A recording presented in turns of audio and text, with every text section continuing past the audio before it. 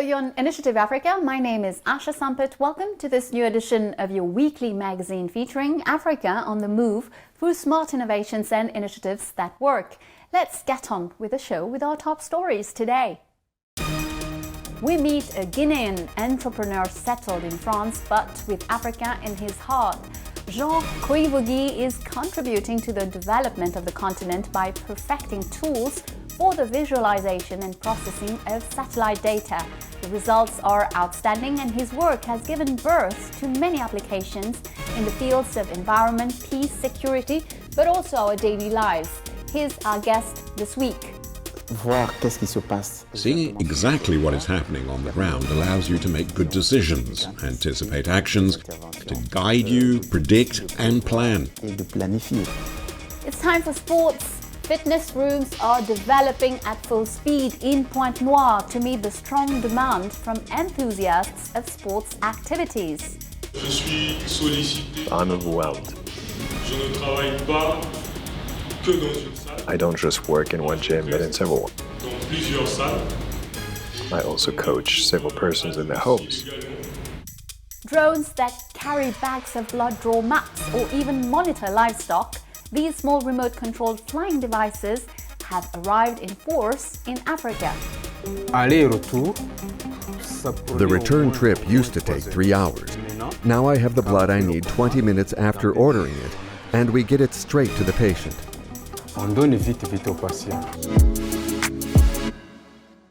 How to get rid of gloomy thoughts and maybe even a few extra pounds. In Pointe-Noire, the economic capital of Congo, we are witnessing a boom in startups specialized in sports and fitness. The rise in well-being through sports seems to gain traction to fight against the effects of the ambient gloom induced by the COVID-19 pandemic. And some are also finding a new economic opportunity there. Our journalist David Tombiano dived into the routine of a coach with the help of our cameraman, Brice Kinhu. Pointe-Noire, the economic capital of Congo. We are in the Wild Coast area, on the fine sandy beach, and these Congolese are proudly working out. In a few months, the number of gyms and fitness clubs has doubled in Pointe-Noire. There are already 10 sports and fitness centers outside the major hotels in the city. Coach Desti alone oversees 3 gyms. Yes, I'm overwhelmed. I don't just work in one gym, but in several ones. I also coach several persons in their homes.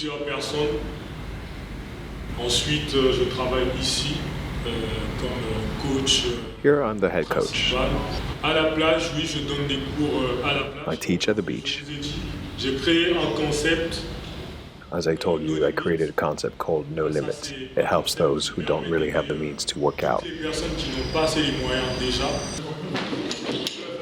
A monthly subscription in a gym varies on average between 25 and 100 euros. At a time when COVID-19 is ruining social ties and maintaining gloom, sports is seen as a lifeline, a bearer of hope. Pour moi, le sport est la chose la plus importante. Practicing the sport is vital at the moment. Pour ne pas dire en termes de divertissement. Not in terms of distraction or entertainment. Pour moi, le sport devient presque tout pour moi. Je fais maintenant. Working out right now is all I have. I'm currently working out to improve myself in this field. Je veux montrer aux gens que on peut se surpasser. I want to show people that you can exceed your limits. De ses limites. For this lady, a member of a fitness club in Pointe-Noire, sport confers health and well-being. Practicing a sport helped me to keep healthy, avoid illness, and above all, be in good shape. With Coach Desti, things are going really well. He encourages us, motivates us to exceed ourselves. Pointe-Noire already has 50 coaches trained on site by experienced mentors, or in South Africa or the Democratic Republic of Congo. The coach then advises sports activities to keep healthy. Sport is not just about keeping healthy. Because sport is first and foremost something really natural. I advise people to practice sports activities as a preventive measure.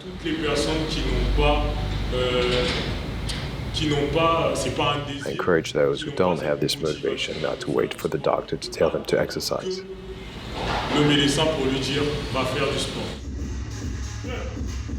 The sector is monitored by the Ministry of Sports, which grants operating permits. Coach Desti believes that the sports sector to promote well-being is quite promising in Congo.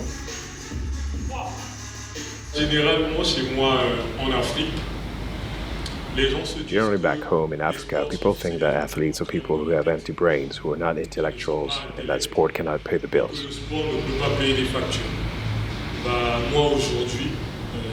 Today, if I'm here now talking to you, it is thanks to sports.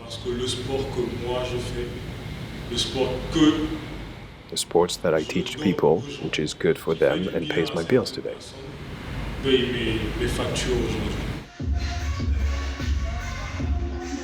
Next year, Coach Desti Nzila plans to open 2 sports and fitness centers in Pointe-Noire mainly. And it's time to look up in the sky with our guest Jean Koïvogui. This engineer gives Africa the means to see everything and even to make predictions thanks to satellite data, harvests, livestock movements, land cadastres and even border surveillance. Nothing escapes the clever eye of this technological solutions. He told Laurent Sustras how the new technologies developed by his startup Technatium actually work. Listen to him. Jean Koïvogui, hello. Welcome on Initiative Africa. You are the founder of Technatium. Why did you create this startup? Basically, Technatium was created to help make up for the lack of map data in emerging countries, particularly in Africa. Being from Africa, I realized it's difficult to find information on territories or geographical information on properties in various fields of activity. And it penalizes these activities in both the public and private sector. Providing solutions is what led me to create this company. The company's first name was Next Africa, but we changed it simply because we realized we could also provide solutions beyond the African continent and could serve the rest of the world too. In how many African countries is Technatium now operational? Right now, Technatium is growing in West Africa with our partners in Senegal, Côte d'Ivoire and Congo. And we expect to find other partners in East Africa, in Kenya and Tanzania, West Africa and Southern Africa as well. I'm traveling to East Africa in December to meet partners to see about setting up our activities in this region. Which technologies do you rely on? We rely on technology based on geographic information systems associated with space technology. That is, data that we collect through resources in space. So it's satellite imagery, data from drones and sensors that we combine to make it easier to collect and visualize this data.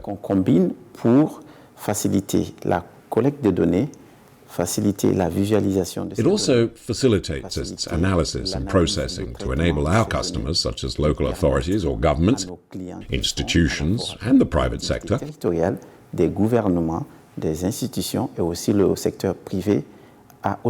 set up automatic management processes for their territory, their equipment, and installations through application solutions. These include platforms which can integrate this data and make it more visible. What are the main challenges in Africa to visualize and process this data?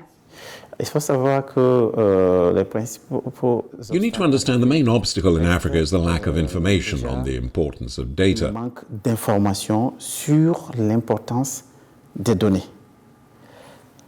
We have to spend time explaining to them how data can be useful to them as a user or a customer. peuvent être étudiés. and then how to collect the data and how to understand its impact. De ces données. Ça passe par la sensibilisation. It's a matter of awareness and conviction, Et c'est ce qui nous prend du temps. and it's what takes us time to explain to our main users, the end users, or prospective users, that which our solutions bring. Qu'est-ce que nos solutions apportent In terms of benefits and of added value to their activities and services. And that's the key. Once they understand that, it's plain sailing. Le travail, une fois qu'ils ont compris cela, ça part tout Then seul. it's a matter of administrative and legal or other issues we must manage by dealing with the reality on the ground. À la réalité du terrain. If you had to explain to someone from Senegal, Mali, Cameroon, or Kenya what the benefits are, what would you tell them? Aujourd'hui, nos solutions qu'on apporte s'appliquent à plusieurs secteurs. I'd say the solutions we provide cover many sectors. To understand this, you should know that mapping makes it possible to regenerate territories Les territoires en développant by developing services that improve the quality of life. d'améliorer la qualité de vie. En fait, nos solutions de traitement visualisation. In fact, our data processing, visualization, and collection solutions make it easier for the average citizen to access information. For example, we're developing solutions that make it possible to digitize land registry management systems. In other words, land management, which is an important element in the lives of Africans. Qui est un élément important dans la vie des Africains, à savoir qu'il y a pas mal de litiges fonciers. There are a lot of land disputes that cause conflict, because when you buy a property and you don't know how the property is run or what precise area it covers, it can lead to disputes over land. Engendrer des litiges fonciers, des conflits domaniaux. Et grâce à nos solutions, c'est que... But thanks to our solutions, because we are digitizing the process and collection of data on properties, local communities can automate the whole process of granting land titles from a single platform, to which people will have full access. Foncier à partir d'une plateforme et à la population d'avoir accès à cette information. Quand on veut acheter un terrain, on va plus acheter un When you want to buy land, you'll no longer buy land without knowing how many times the land has been sold, and so on. The platform has all the information, and it allows you to go through all the necessary steps and due processes. And on top of that, we secure and guarantee transactions using technology called blockchain. It's technology that effectively makes it possible to beat fraud with a system that provides legal evidence. It's a matter of practice and can equally apply to everything related to address management in cities. Most African cities don't have addresses, and we are making this process automatic through our apps, and for coastal and border surveillance too, by being able to view data from satellite images. So it's very important for issues of security, issues of biodiversity, and so on. Biodiversité, etc. Welcome to the second part of our show. Let's stay in the clouds with this extraordinary drone revolution that has arrived in Africa. Rwanda uses them to bring blood bags to health facilities in need, and the country has even equipped itself with an airfield for drones. In neighboring Tanzania, the capital Dodoma has also used these small remote-controlled planes to carry out the mapping of the country at a lower cost. Our journalist David Tambiano has explored some examples of the possibilities offered by these flying machines. Take a look. In the Morogoro region of southwest Tanzania, Savina and her family have just one wish: to see an end to the perpetual disputes about agricultural land rights. If they held the land deeds, that wish could so easily come true. Sometimes people say that they are aware of the boundaries, but then they invade another farm. And if you ask them, they will claim the farm is there, because with the current system, the plots that we own are not properly assessed. So we do not have the title deeds, which means our farming activities are uncertain. In that case, it's inevitable to have land conflict. Improved land use requires geographical data and precise cartography. In the past, this would require the use of aeroplanes and satellites. Now, all you need is a drone. In Tanzania, the last photography was in 2008 because the expenses to cater for the aerial photography is higher, and that's why we go for other alternatives. Other alternatives is like using the satellite imageries and now the technology of UAVs. The UAVs are unmanned aircrafts. You don't have pilot, you don't have a crew member. There are a lot of things that you are saving. So that's a very simple technology. Thanks to the drones, the Tanzanian government has been able to provide 300,000 farmers with land titles. Now that boundaries are clearly established, farmers like Savina can foresee a more stable future and start making plans.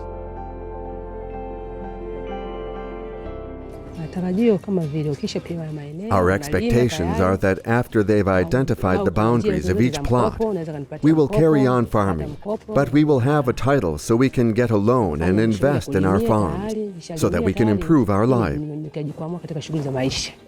Tanzania's drone revolution all began several years ago with a series of tests. Uhuru Labs were experimenting with the possibility of using new technologies to limit the effects of natural disasters. The drone soon proved itself to be an essential tool in the decision-making process. The initial interest was to map a very flood-prone area in Dar es Salaam to get aerial imagery which will show clearly the impact of the flooding straight after the floods. The other reason was to get detailed elevation data, which then can be given to city planners to predict how floodwaters or rainwater will move through the area, and so can appropriately plan. And as you can imagine, drones get a lot of people talking, so Ministry of Lands was about to start this very large land tenure project. With its drones, the Zanzibar Land Commission has the right tools to draw up high-resolution maps of Tanzanian islands in the Indian Ocean. A total land surface area of 2,300 square kilometers. Initially, when we fly with aerial mapping in 2004, we get the aerial mapping with the resolution of 25 centimeter. But now with drone, over all the land, we will fly with the resolution of 7 centimeter. So this will be very good resolution, is amazing. Everything you can see. In neighboring Rwanda, drones also improve healthcare. This small device carried blood bags to a hospital located on the other side of the country, where a patient urgently needed a transfusion to survive.